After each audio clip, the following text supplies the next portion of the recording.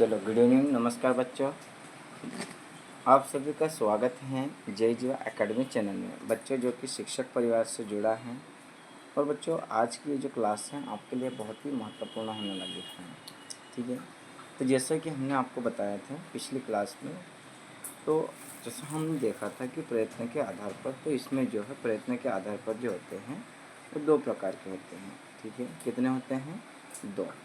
अब इससे पहले हमने देखी थी, इससे पहले क्लास में, वर्णमाला। ठीक है, तो ये जो दो प्रकार होते हैं वो कौन कौन से होते हैं उसको थोड़ा ध्यान से देखिएगा। आपको जो है किसी भी प्रकार से जो है क्लास को मिस नहीं करना है। तो जैसे कि प्रयत्न के जो आधार होते हैं, ये प्रयत्न के आधार पर जो होता है तो कौन कौन सा होता है? तो ये होता है श्वास वायु प्राणतत्व के आधार पर। ठीक है ना, मतलब श्वास वायु के आधार पर भी बोल सकते हो या प्राण तत्व के आधार पर। ठीक है ना। और दूसरा जो होता है कंपन के आधार पर। किसके आधार पर? कंपन के आधार पर। अब इसमें जो आपका होता है श्वास वायु के आधार पर, अगर हम देखते हैं तो ये जो होते हैं दो प्रकार, अल्प प्राण और महाप्राण। और जो कंपन के आधार पर होता है घोष, सघोष और अघोष। ठीक है ना। अब वो इसको जो है थोड़ा हम अंदर से समझते हैं, इसका कहने का मतलब क्या है, इसकी थ्योरी जो है। ठीक है ना। तो जैसे हम आगे बढ़ते हैं तो आगे हम आपको बताते हैं थोड़ा ध्यान से। ठीक है ना। बट बच्चों, अगर आप जे एकेडमी चैनल में नए हैं तो चैनल को जो है सब्सक्राइब कर लीजिएगा और अपने दोस्तों में शेयर कीजिएगा। अब देखिएगा, हम बात करते हैं तो हम किसकी बात करेंगे? तो श्वास वायु के आधार पर या प्राण तत्व के आधार पर। अब ये क्या है? तो ये जो आपके थे दो प्रकार के, पहला था आपका अल्प प्राण, दूसरा था आपका, दूसरा कौन सा था आपका? तो दूसरा आपका था महाप्राण। ठीक है। अब जो अल्प प्राण हैं वो क्या है उसको थोड़ा ध्यान से देखिएगा। अल्प प्राण यानी वे ध्वनियाँ जिनका उच्चारण करने में कम श्वास वायु का प्रयोग होता है, वे अल्प प्राण होते हैं। भाई जैसे देखिएगा, जैसे आप कोई से शब्द का जैसे आप यूज़ करते हो, ठीक है ना, क्या करते हो, कोई से शब्द का जब आप यूज़ करते हो या किसी से जो है मतलब आप कुछ बताते हो, तो उसमें जो होता है कि आपकी जो श्वास होती है, सांस जो होती है, वो वायु जो है मतलब मुख से, कहाँ से? मुख से जो है वायु कैसे निकलती है? कम। कैसी होती है? कम होती है।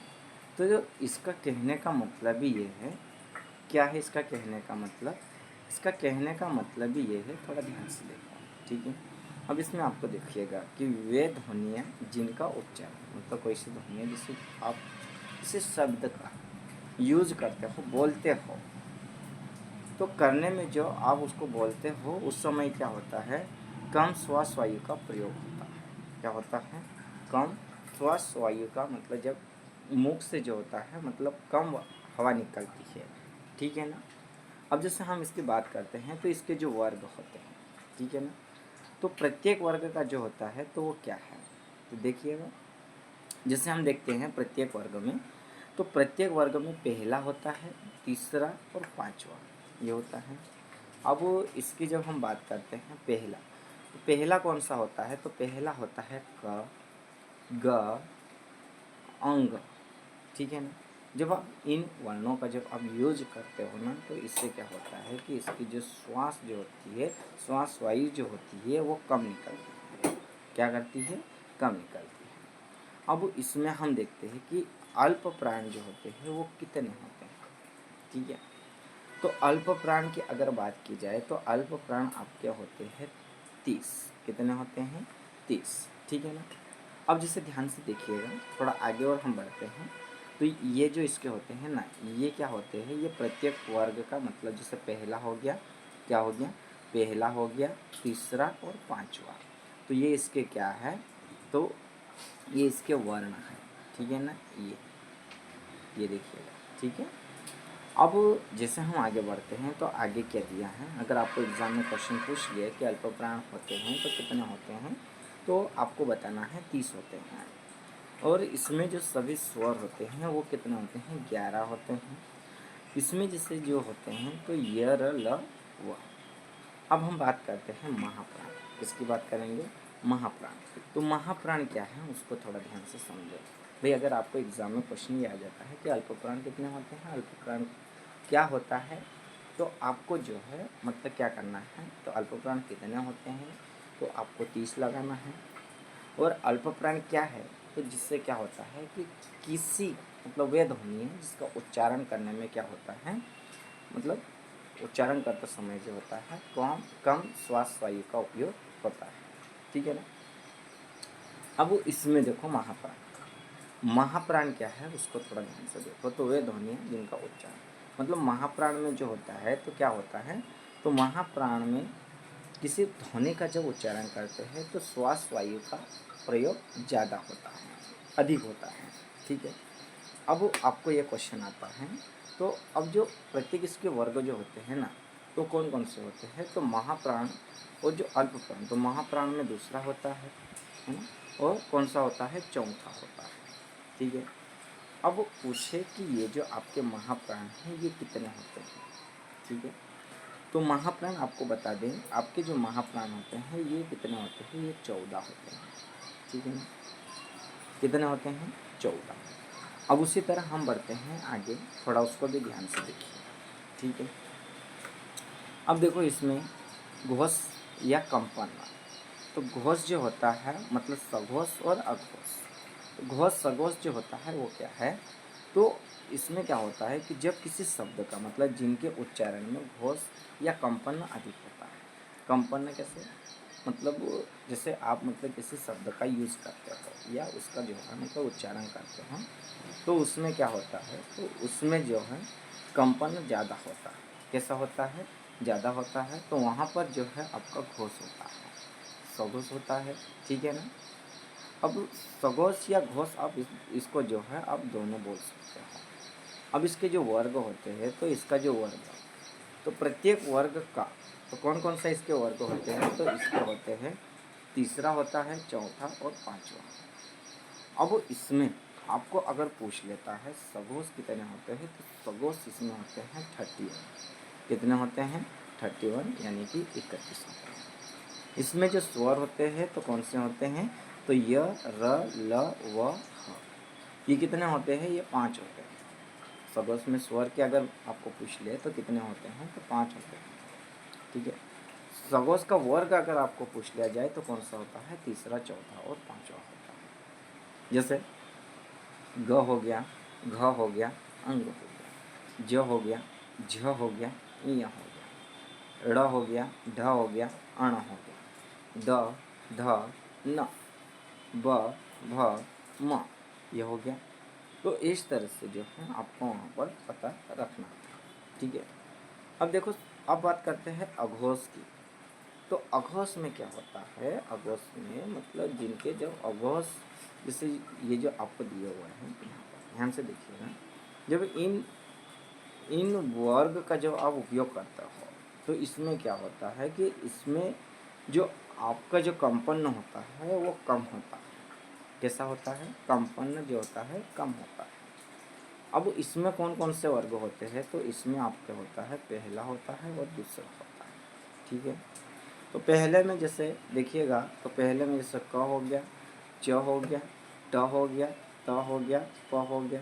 दूसरे में ख हो गया, घ हो गया, थ हो गया, थ हो गया, प हो गया।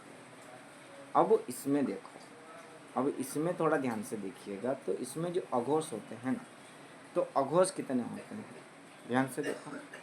तो अघोष की जब बात करते हैं तो अघोष आपके होते हैं कितने होते हैं, 13 होते हैं। और घोष या सघोष की बात करते हैं तो ये 31 होते हैं। तो कुल मिला के कितने होते हैं, तो ये आपके होते हैं 44 होते हैं, ठीक है। अब इसी के साथ अब हम बढ़ते हैं नेक्स्ट पे। तो इसमें देखिएगा, अब इसमें जो है मतलब आपको दिए है कि दिए गए विकल्पों का सघोष सघोष अल्प प्राण है। अब ये देखो, इसमें ये जो है क्या दिया अपने को, जैसे यहाँ पर आप देखिएगा ये विकल्प इधर आ जाएंगे, ठीक है ना। बट जैसे हम कुछ क्वेश्चंस करेंगे तब आपको जो है ये सारी चीज़ें हम बताएंगे। तो देखो इसमें, तो ये आपके सघोष जो होते हैं तो 3, 4, 5 क्या होते हैं, 3, 4, 5 होते हैं। और अल्प प्राण जो होते हैं 3 और 5 होते हैं, ठीक है। अब इसी के साथ उच्चारण के आधार पर, किसके आधार पर हम देखेंगे, तो उच्चारण के आधार पर, तो उच्चारण के आधार पर तो जो स्पर्श व्यंजन जो होते हैं ये 16 होते हैं, और स्पर्श संघर्षी जो होते हैं ये 4 होते हैं। कौन कौन से 4 होते हैं, तो देखिएगा, जैसे च, घ, ज, झ, यह हो गया च, छ, ज, झ, और ये 16 होते हैं। देखो अब इसमें जो है मतलब नासिका, नासिका मतलब नाक के द्वार, तो जैसे आप जो है मतलब इन शब्दों का जब आप यूज़ करते हैं ना, अंग, अंग, ञ, अण, न, म, तो इससे क्या होता है, नाक से जो है क्या होता है, श्वास निकलती है। ठीक है, अब वो ये स्पर्शी व्यंजन जो होता है तो ये 16 होते हैं, जैसे देखो क, ख, ग, घ, ट, ठ, ड, ढ, न, त, थ, द, ध, प, फ, ब, भ। ठीक है, अब देखो, अब जो आपका स्पर्शी व्यंजन जो है वो क्या है, उसको थोड़ा ध्यान से देखो। ठीक है ना, तो देखो स्पर्शी व्यंजन ये जैसे यहाँ पर देखिए, ठीक है ना। अब इसमें जो है तो ये कैसे, इसको किस तरह से जो है हम कर सकते हैं और इसमें कैसे एग्ज़ाम में आ सकता है। तो भाई मान लो अगर आपको अर्ध स्वर पूछे, क्या पूछे, अर्ध स्वर पूछे, या तो फिर आपको पूछ ले प्रकंपित या लुड़ित, अगर पूछ ले तो लुड़ित कितना, तो 1 होता है। लुड़ित में कितने वर्ण होते हैं, 1, जैसे कि र। और पार्श्विक का जो होता है ये भी 1 होता है, ल। ठीक है, अब बात करते हैं अर्ध स्वर, तो अर्ध स्वर जो होते हैं वो 2 होते हैं। कितने होते हैं, 2, य और व। ठीक है, अगर आपको एग्जाम में ये क्वेश्चन आ जाता है कि अर्ध स्वर है, तो आप इसमें किस तरह से, कि जैसे आपको ऑप्शन में देखना को मिल जाता है कि य, प, फ, ग, तो आपको कौन सा लगाना है, य। ठीक है, अब बात करते हैं आगे, हम बात करते हैं थोड़ा ध्यान से और देखिएगा। ठीक है, थोड़ा ध्यान से देखिएगा। अब हम बात करते हैं आगत वर्ण, यानी ग्राहिक, अरबी और फारसी। तो आगत वर्ण जो होते हैं ना, आगत वर्ण जो होते हैं ये अरबी फारसी के जो होते हैं 5 होते हैं। कौन से होते हैं, तो क हो गया, ख हो गया, ग हो गया, और ज हो गया, और थ हो गया। ठीक है, ये आपके जो है मतलब अरबी और फारसी के हैं और ग्रहित के हैं। ठीक है, आगत वर्ण अगर आपको पूछ ले कि आगत वर्ण होते हैं तो कितने होते हैं, तो आपके आगत वर्ण होते हैं 5। ठीक है, अब जैसे हम देखते हैं कि संयुक्त व्यंजन, संयुक्त व्यंजन जो है वो क्या है, दूसरा, तो देखो यहाँ पर संयुक्त व्यंजन जो होता है तो कष्ट, कार्य, धैर्य, प्रकाश। ठीक है, द्वित्व व्यंजन तो दिल्ली, बिल्ली, कच्चा। ठीक है, क्या है, दिल्ली, बिल्ली, कच्चा, ये आपको याद रखना है। तो इसमें देखो, इसमें जो आपका अक्रांत दिया है, क्या दिया है, अक्रांत दिया है, वो क्या है, अक्रांत, आकारांत, है ना, इकारांत, इकारांत। अब इनमें देखो, इनमें जो है मतलब ये दिख रहा है आपको, ये दिख रहा है ना, तो ये बड़ी मात्रा, और ये जो ई है ये छोटी, मतलब ये वाली जो ई होती है ये छोटी की मात्रा होती है। कौन सी होती है, छोटी, और ये जो ई होती है ये बड़ी होती है। ठीक है, उसी तरह यहाँ पर भी देखो, यहाँ पर अ मतलब केवल अ की मात्रा का यूज हुआ है, कौन सी, अ की, और यहाँ आ की हुआ है, ये आ की मात्रा। ठीक है ना, आ की मात्रा का यूज हुआ ये। अब आगे देखो कुछ आईएमपी क्वेश्चन जो है वो क्या, हमने इसमें जो है ऑलरेडी टिक लगा दिए थे। ठीक है, अब देखो इसमें कि जिस शब्द में 2 या 2 से अधिक संयुक्त व्यंजन होते हैं, तो किस में होते हैं, मतलब संयुक्त व्यंजन जो है 2 या तो फिर उससे अधिक है। ठीक है ना, मतलब ऐसा कौन सा शब्द है इसमें कि जिसमें जो है मतलब 2 या 2 से अधिक संयुक्त व्यंजन है। तो देखो यहाँ पर आपको दिया हुआ है, क्या दिया हुआ है, कृष्ण दिया हो, मार्ग दिया, राष्ट्र दिया, या इनमें से कोई नहीं। तो देखो इसमें जो है ना, इसका राइट आंसर हो जाएगा आपका कृष्ण। क्या हो जाएगा? कृष्ण। ये देखो ये, ठीक है। अब ये देखो कृष्ण का कैसे, तो देखो ध्यान से देखो, ठीक है। तो देखो ये जो है ना क, और ये देखो इस तरह से, ये जो है क, धन, ऋषि, है ना, कृष्ण, ये कृष्ण हो गया, ठीक है। फिर धन, दह, फिर न, फिर अ हो गया। क्या हो गया? अ, ठीक है ना। मतलब ये जो है ये कृष्ण हो गया। अब मार्ग की अगर बात करते हैं तो मार्ग में क्या हो जाएगा? म, कौन सी मात्रा लगी? आ की मात्रा लगी, ये आ, है ना, माँ हो गया ये। फिर र है तो प्लस में हो जाएगा र। फिर क्या है? ग। क्या है? ग। तो प्लस में हो जाएगा ग, और मार्ग, तो अ की मात्रा लगी इसमें, ये देखो अ, तो ये हो गया ना मार्ग।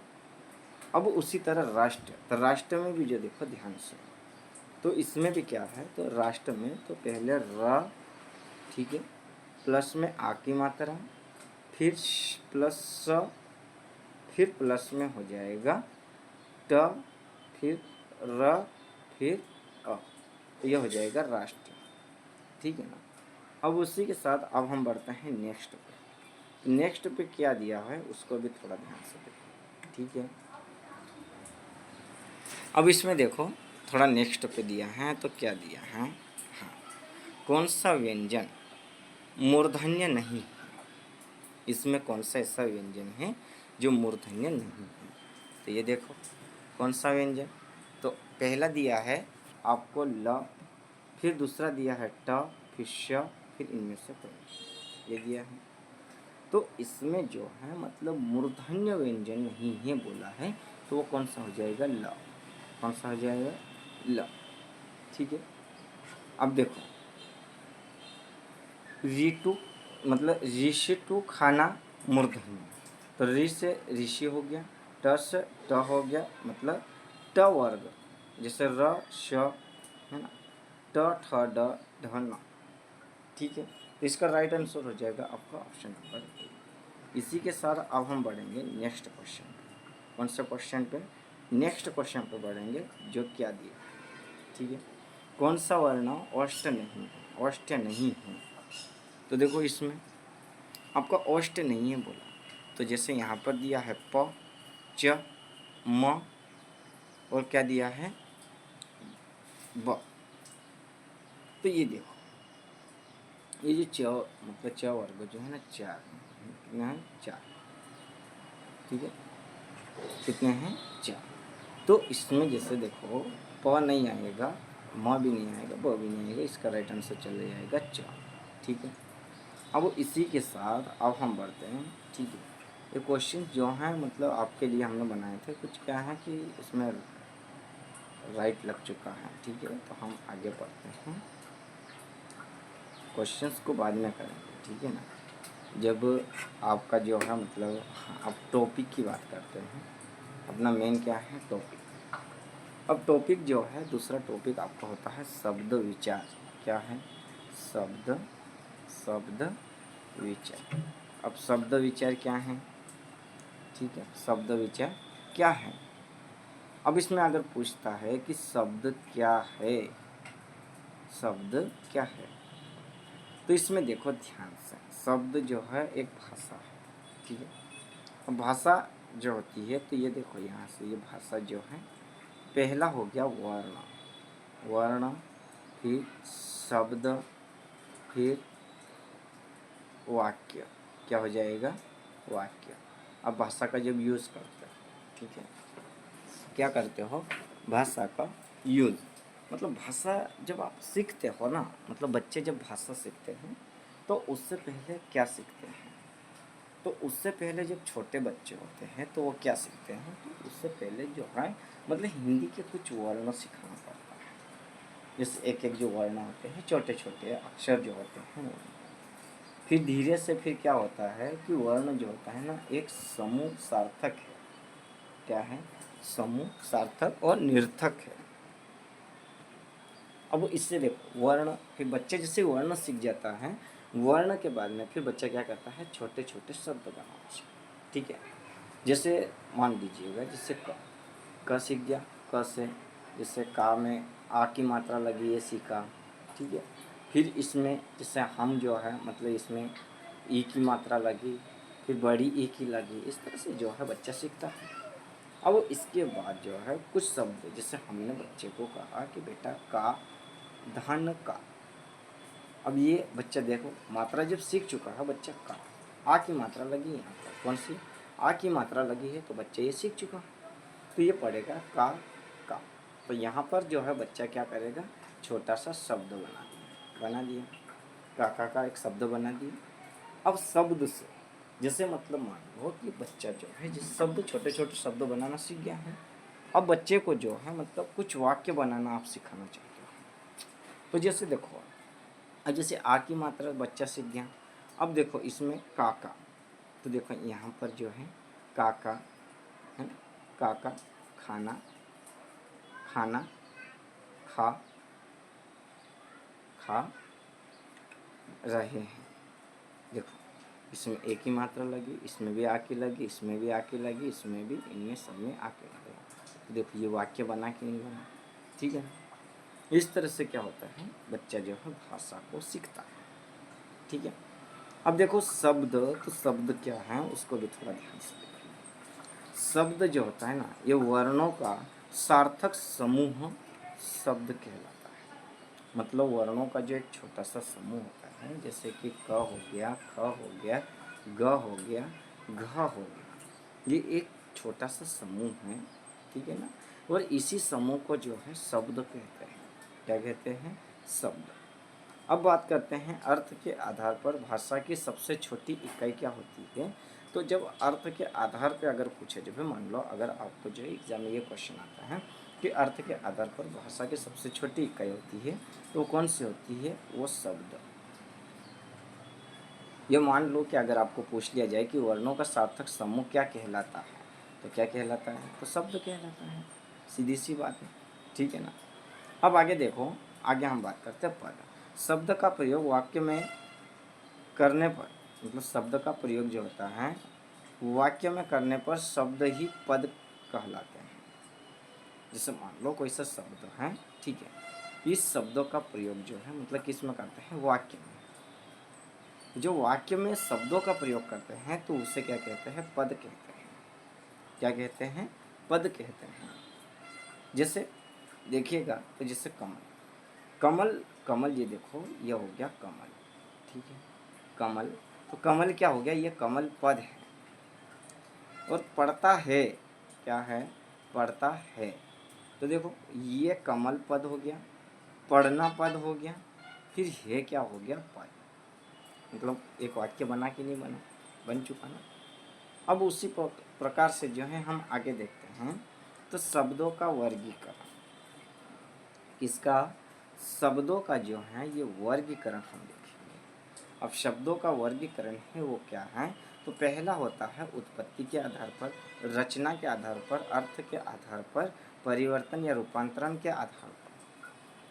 अब इसमें देखो उत्पत्ति के आधार पर क्या क्या है उसको थोड़ा ध्यान से देखो। ठीक है ना, उत्पत्ति के आधार पर, तो उत्पत्ति के आधार पर जो होता है तत्सम, तद्भव, देशज, विदेशज, ये उत्पत्ति के आधार पर। और रचना के आधार पर रूढ़, यौगिक और योग रूप। और अर्थ के आधार पर वाचक, लक्षक और व्यंजक। अब बात करते हैं परिवर्तन या रूपांतरण के आधार पर, तो ये होता है विकारी, अविकारी, संज्ञा, सर्वनाम, विशेषण, क्रिया, क्रिया विशेषण, समुच्चय बोधक, संबंध बोधक, विस्मया बोधक। इस तरह से जो है इनके आधार पर होते हैं। ठीक है, तो अगर आपको पूछ ले कि उत्पत्ति के आधार पर होता है, यह तत्सम है तो किसके उत्पत्ति, ये मान लो रूढ़ है, तो इनके भी जो है ना एक एक क्या हम क्या देखेंगे, तो एक एक की जो है क्या देखेंगे, एक एक की हम देखेंगे परिभाषा। क्या देखेंगे, परिभाषा। ठीक है ना, देखो आगे बढ़ते हैं, ये भी आपको अच्छे से समझ में आ जाएगा। तो यहाँ पर पहले हम बात करते हैं उत्पत्ति के आधार पर। तो उत्पत्ति के आधार पर जो होते हैं ना, ये 4 होते हैं। कितने होते हैं? 4। ठीक है ना। अब 4 कौन कौन से हैं? तो जैसे देखो, संस्कृत, संस्कृत से पाली, पाली से प्राकृत, प्राकृत से अपभ्रंश, अपभ्रंश से फिर हिंदी। तत्सम में, तत्सम से तद्भव, देशज, विदेशज। ठीक है।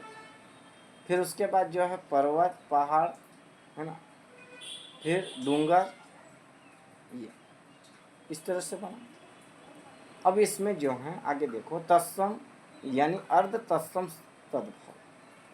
तो जैसे कार्य हो गया, है ना, हस्ती हो गया, संयुक्त हो गया, व्यंजन हो गया। अर्ध तत्सम में कंप हो गया, हत्थ हो गया, द्वित्व हो गया, हस्व हो गया। तद्भव में जैसे काम हो गया, हाथ हो गया, दीर्घकरण हो गया, है ना। अब देखो तत्सम शब्द, तत्सम मतलब क्या है? तो देखो तत्सम शब्द क्या है? तो तत्सम शब्द जो है ना, तो ये किससे बना है? तो तधन सम से बना है। तधन सम के योग से बना तत्सम शब्द, जिसका शाब्दिक अर्थ होता है उसके सामने, तत्सम का जो अर्थ होता है उसके सामने। ठीक है ना, क्या होता है? उसके सामने। ये देखो, उसके सामने मतलब कहने का ये है कि वे शब्द संस्कृत के समान ही हिंदी के प्रयोग में आ गए हैं, वे तत्सम शब्द कहलाते हैं। कहने का तात्पर्य क्या है कि वे शब्द जो संस्कृत के समान ही, मतलब किसके समान? संस्कृत के समान ही हिंदी के प्रयोग में आ गए हैं, तत्सम शब्द कहलाते हैं। अब बात करते हैं तद्भव की। तो तद्भव जो होता है ना, तो तद्भव शब्द किससे बना है? तो ये बना है किससे? तो ये जो बना है तत् धन भाव। देखो, तत् धन भाव मतलब इसका जो अर्थ होता है, तो उसके द्वारा, मतलब वे शब्द जो संस्कृत के द्वारा परिवर्तित होकर हिंदी में प्रयोग होता है या हिंदी में आ गया है, तो तद्भव शब्द कहलाता है। जैसे देखो, कुछ एग्जाम्पल हमने लिए हैं आपके लिए। तो चैत्र का चैत हो गया, श्रावण का सावन हो गया, है ना। ये चैत्र कौन से? संस्कृत के हैं। श्रावण कौन सा? संस्कृत का है। ज्येष्ठ संस्कृत का है।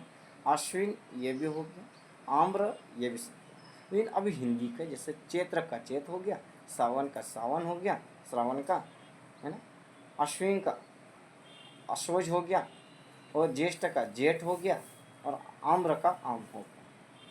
ठीक है ना। तो इस तरह से जो है शब्दों का यूज हुआ।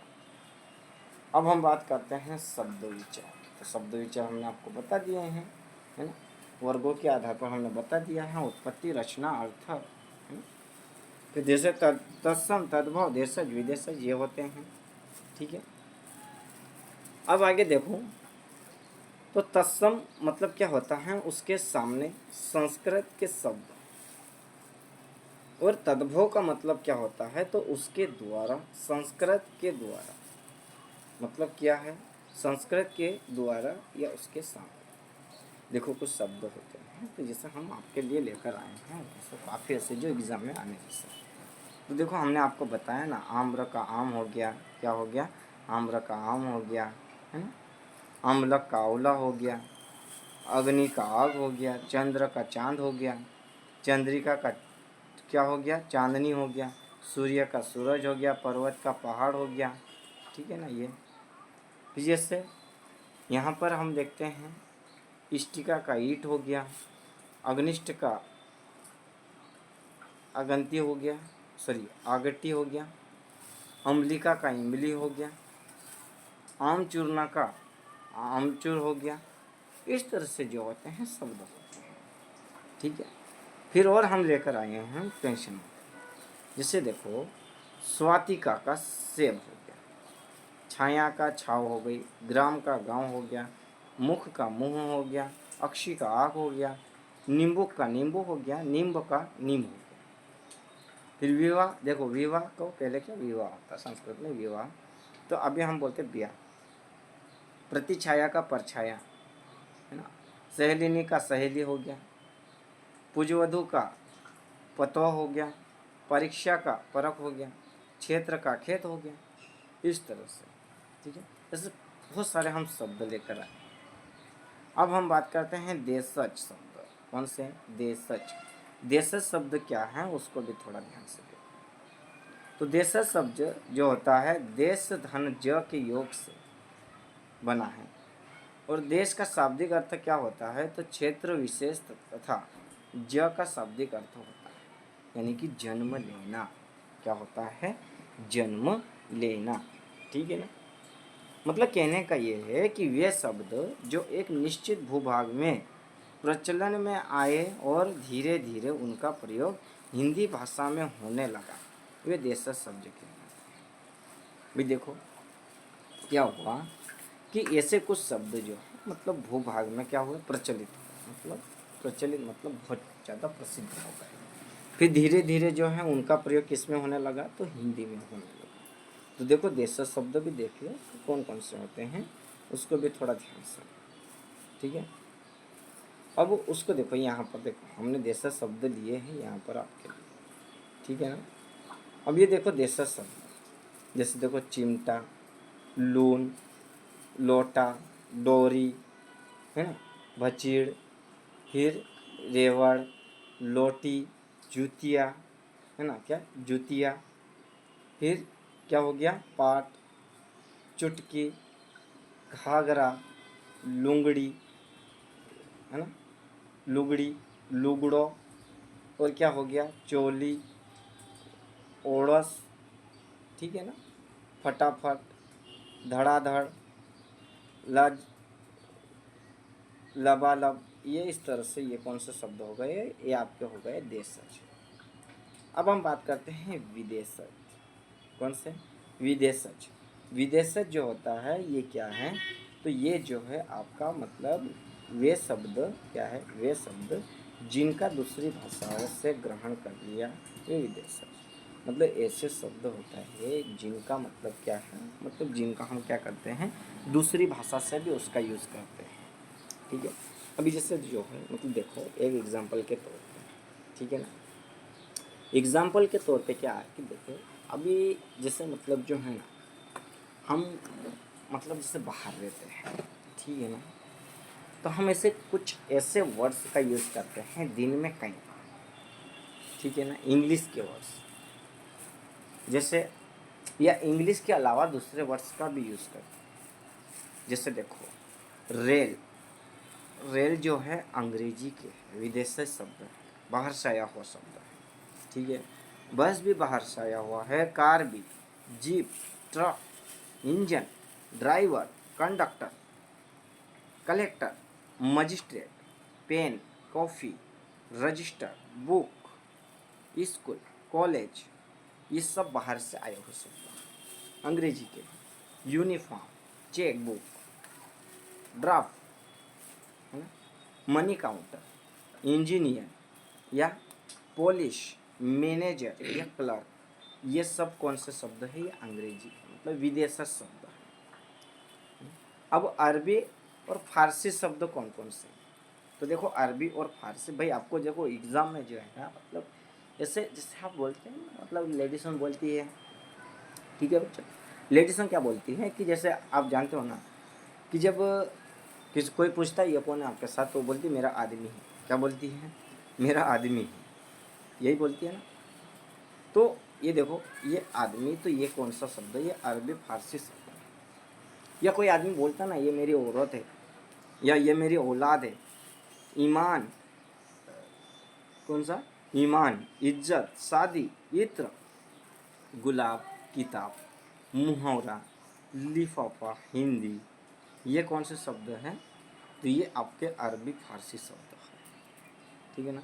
जैसे हम जिला बोलते हैं, तहसील बोलते हैं, कानून, वकील, आज़ाद, है ना, फता, गरीब, ये जो है ना अरबी मतलब फारसी शब्द है। ठीक है।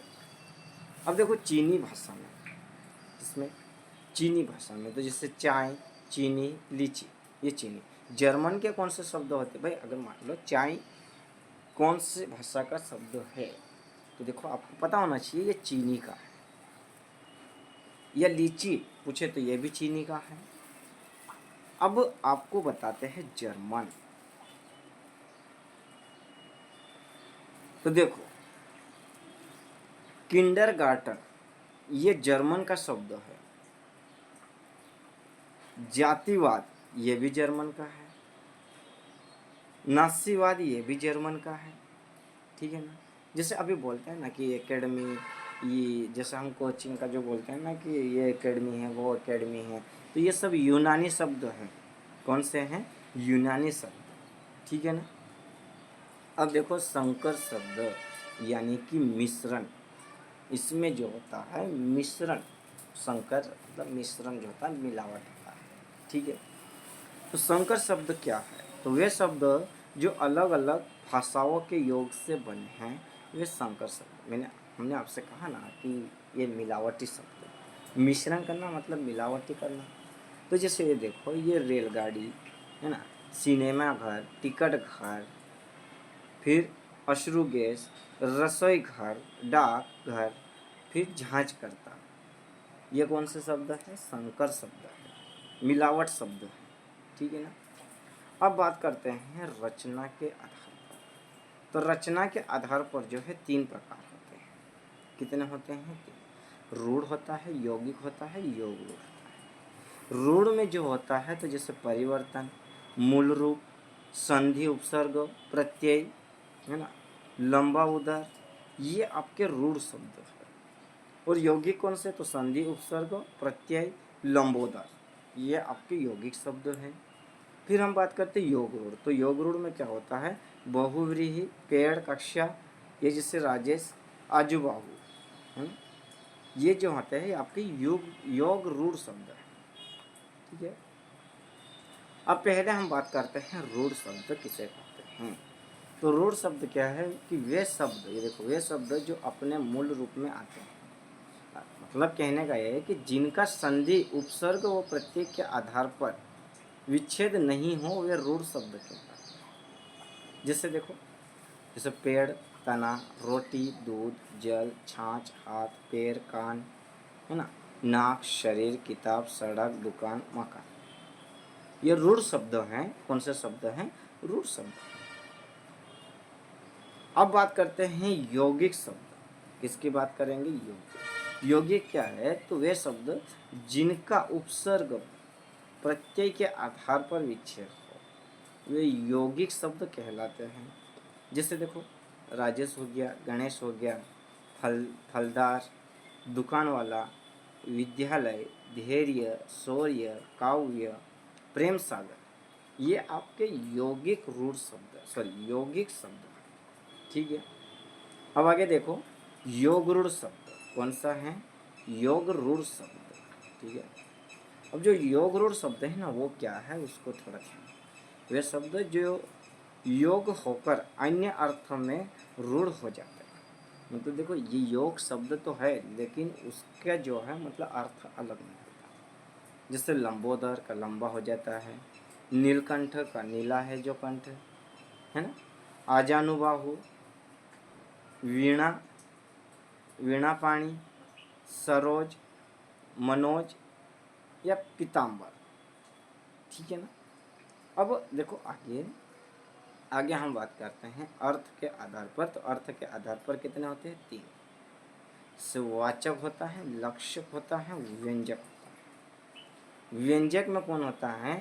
अभिधा, सॉरी, वाचक में कौन होता है? अभिधा। लक्षक में कौन होता है? लक्षणा। व्यंजक में कौन होता है? व्यंजना। ठीक है। आगे बढ़ते हैं, थोड़ा ध्यान से देखिए।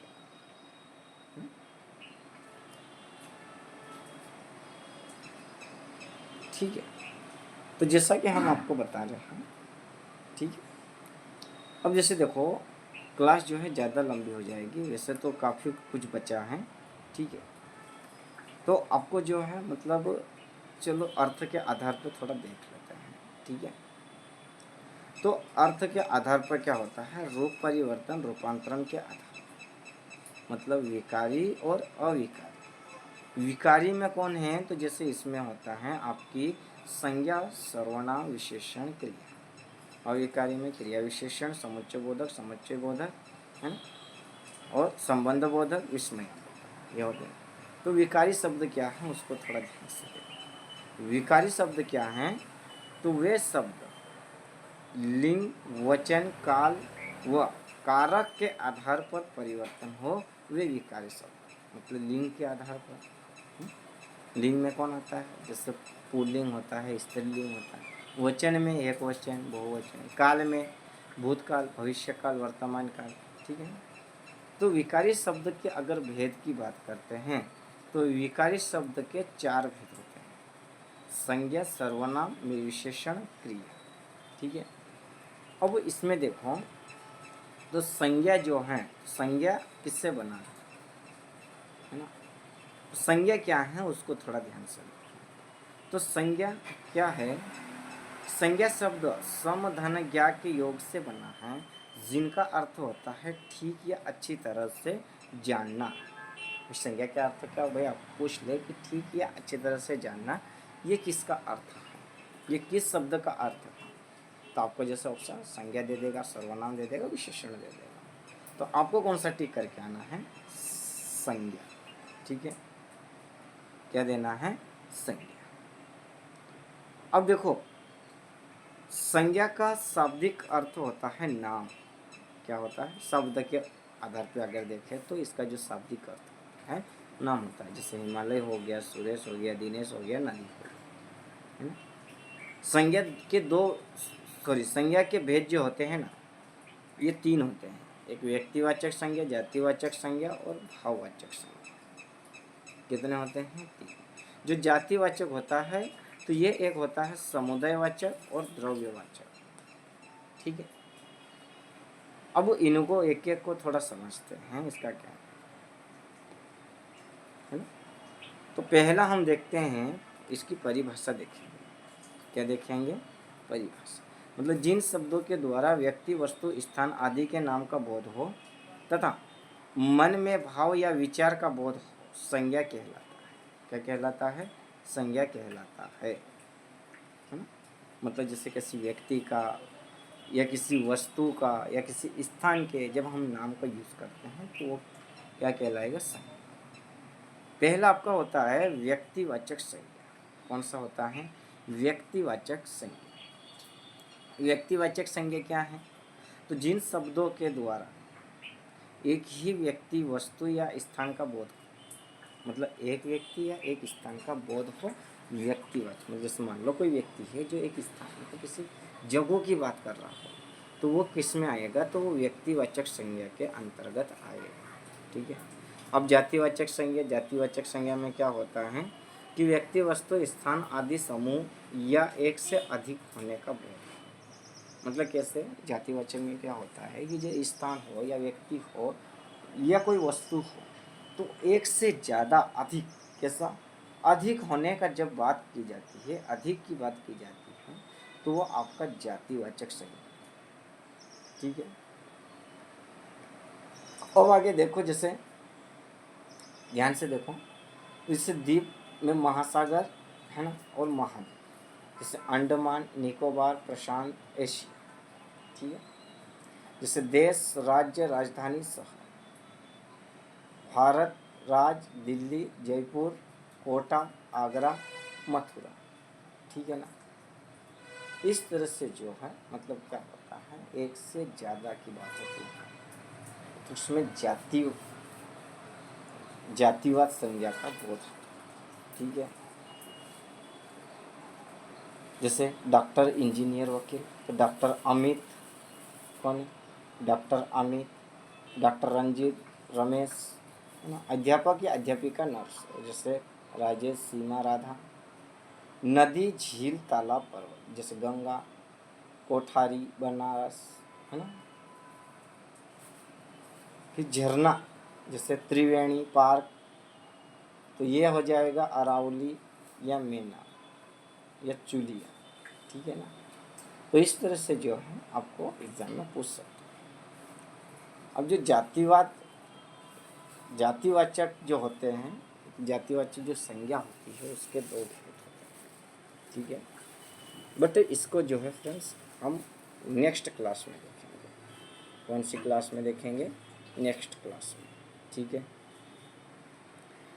तो आपको जो है क्लास कैसी लगी आपको कमेंट करिएगा और हमारे चैनल को सब्सक्राइब ज़रूर कर लीजिएगा और अपने दोस्तों में शेयर कीजिएगा। तो अब हम मिलेंगे नेक्स्ट क्लास में, तब तक आप सभी को जो है बच्चों, आप सभी को जो है अलविदा एंड गुड बाय बच्चों। अब हम मिलेंगे नेक्स्ट क्लास में, ठीक है।